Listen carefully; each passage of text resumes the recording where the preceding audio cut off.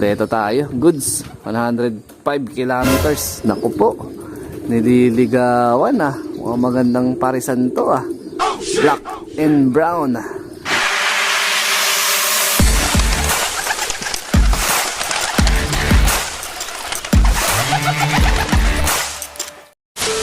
Good day mga ka-EA, support to this video. Ito na, nasa exciting part na tayo ng training dahil nasa higit 100 kilometro na ang training natin. So ang bitaw dyan sa Candelaria, Quezon. So 6:40 nagbitaw yung club namin dyan.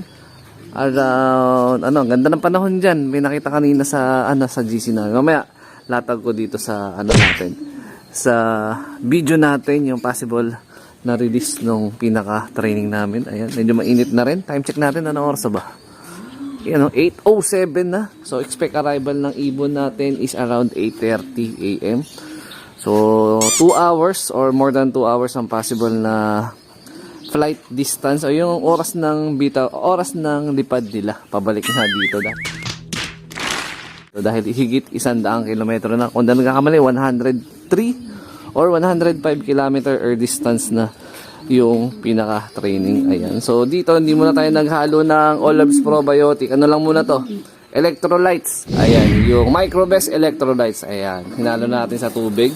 So, ito yung update sa mga wires natin. Napakaganda ng mga droppings nila dyan. Ayan, oh. Medyo napirat lang iba dahil natatapakan niya.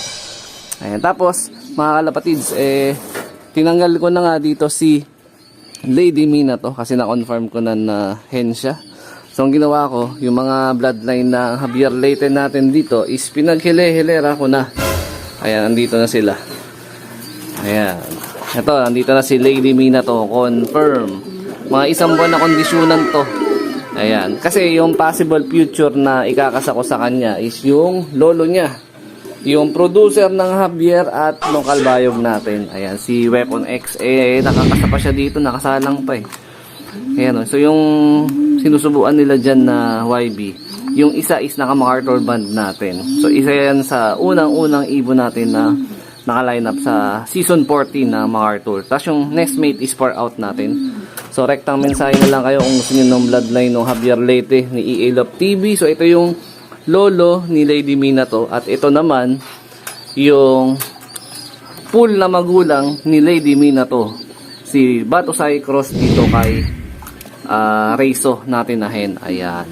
So meron tayong kulay pula na mga ilalaro next season. Actually meron ako mga winalay dito na pulahan.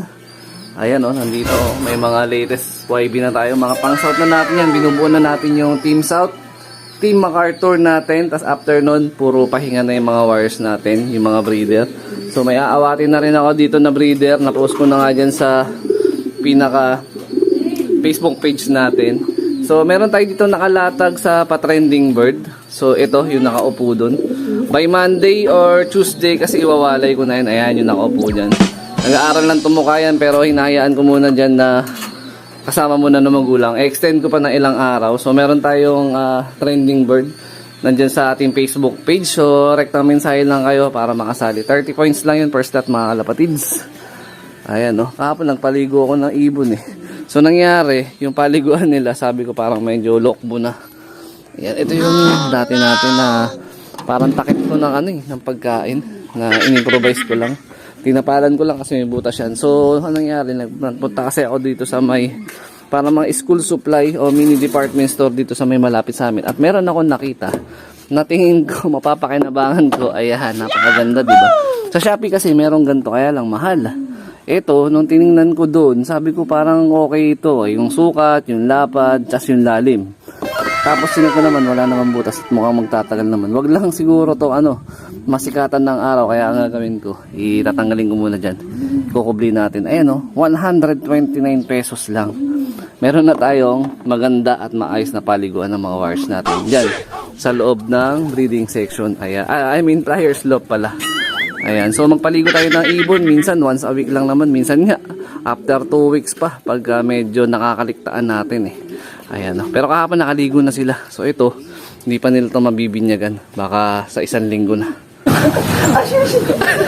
A few moments later. Eto na mga ka-EA, ngal-ngal pa si Natalia.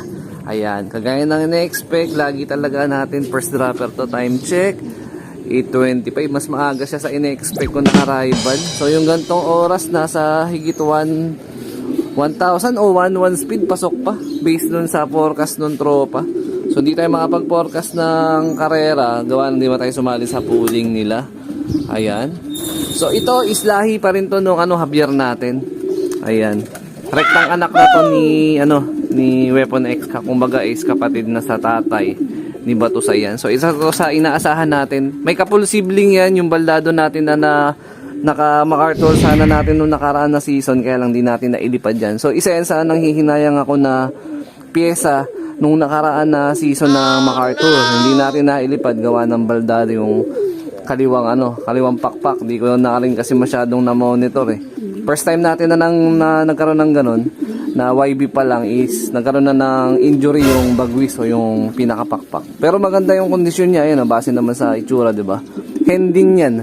So yan, magkaibang clutch pero parehas henyo na punta sa atin. Meron tayong naibigay kay Sir Dennis Palma bago natin isoli yung nahiram natin na PHA Bird, na yun nga yung magulang niyan. Mas pinaris natin kay Weapon X nun. Ayan, so inaantay natin matik si Venom. Ayan. Pero siguro maya-maya lang konti, nandito na rin yun. Tama po ba yun? Update tayo mga ka-EA. Time check 8:52. Mag-aasikaso na tayo. At medyo atrasado na ang pauwian natin dito kay Venom Ayun So mamaya na siguro, parating na rin yun. Hindi ko na maaantay, grabe na. Ayun, speaking of, sabi ko, tatapusin ko na yung video. Ayun, biglang sumulpot. Ayos, kompleto na. So 2 out of 2 na tayo. Candelaria, Quezon. Ayan. So medyo mainit na talaga yung panahon, kaya mas dinadalasan ko na magbigay sa kanila ng electrolyte saka tubig. Babad talaga.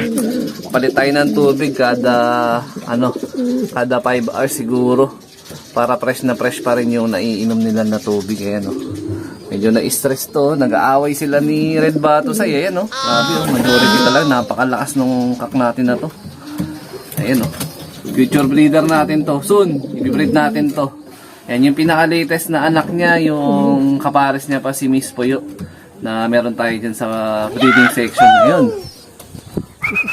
Ito na si Venom. Kalalapag lang. Ayan, so dito ko natatapusin yung video na to. Shoutout sa mga solid supporter natin dyan. Siyempre, huwag kakalimutan mag-like, comment, and share. Kompleto tayo. Goods. 105 kilometers. Ingat mga lapatids. Keep safe. God bless. Naku po. Nililigawan Mukhang magandang parisan to Black and brown. Ayun